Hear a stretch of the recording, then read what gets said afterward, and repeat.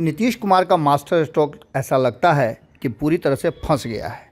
आपको बता दें कि नीतीश कुमार ने 2024 के चुनाव से पहले एक बड़ा दांव खेला था और ये दांव था जातीय सर्वे का रिपोर्ट प्रस्तुत करके आरक्षण के दायरे को बढ़ाना।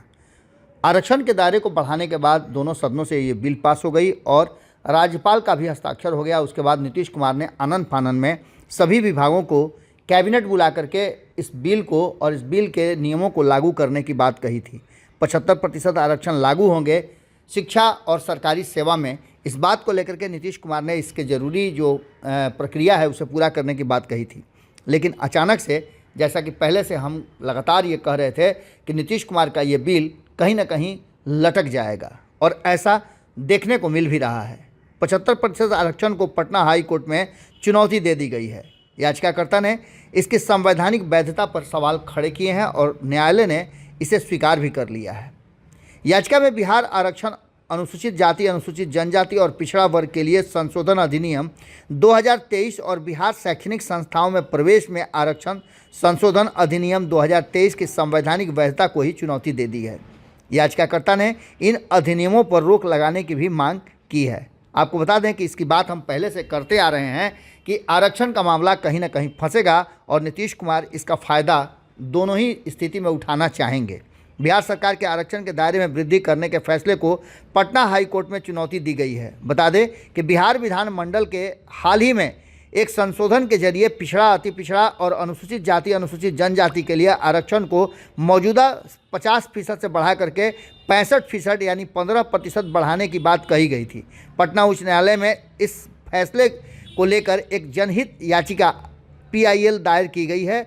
मामले से जुड़े उच्च न्यायालय के सूत्र के अनुसार यदि कहा जाए तो याचिका की प्रति सूचीबद्ध करने से पहले महाधिवक्ता के कार्यालय को भेज दी गई है।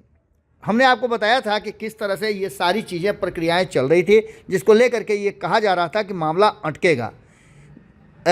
जो अधिनियम के तहत जिस तरह से संवैधानिक वैधता को चुनौती दी गई है, याचिकाकर्ता ने इन अधिनियमों पर रोक लगाने की भी मांग की है। राज्य में अनुसूचित जाति, अनुसूचित जनजाति, अन्य पिछड़े वर्गों के लिए आरक्षण 50 से बढ़ाकर 65% किए जाने की बात कही गई थी और EWS का कोटा यथावत 10% रखा गया था।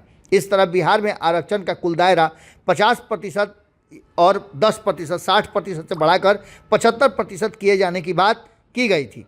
बिहार राज्य विधानमंडल ने 10 नवंबर को इस संशोधन को पारित किया था और 18 नवंबर को इसे राज्यपाल की मंजूरी भी मिल गई थी। इसके बाद बिहार सरकार ने 21 नवंबर को राज्य में आरक्षण का दायरा 50 से बढ़ाकर 65% करने के संबंधित गजट भी नोटिफिकेशन में जारी कर दिया था। याचिका में एक तर्क दिया गया है कि यह संशोधन राज्य द्वारा आयोजित जाति सर्वेक्षण से प्राप्त अनुपातिक आरक्षण पर आधारित है। इस सर्वे के अनुसार बिहार राज्य में पिछड़े वर्गों SC, ST, OBC और EBC की संख्या 63.13% है। इसलिए आरक्षण का दायरा भी बढ़ाया जाना चाहिए। बिहार में आरक्षण में वृद्धि संविधान का उल्लंघन कहा जा रहा है। इसे याचिकाकर्ता ने तर्क दिया है कि संविधान के अनुच्छेद 14(4) के अनुसार आरक्षण इन वर्गों SC, ST और OBC को अनुपातिक प्रतिनिधित्व के बजाय सामाजिक और शैक्षणिक रूप से पिछड़े वर्ग के प्रतिनिधित्व पर आधारित होना चाहिए। याचिका में कहा गया है इसलिए बिहार सरकार का यह अधिनियम भारतीय संविधान के अनुच्छेद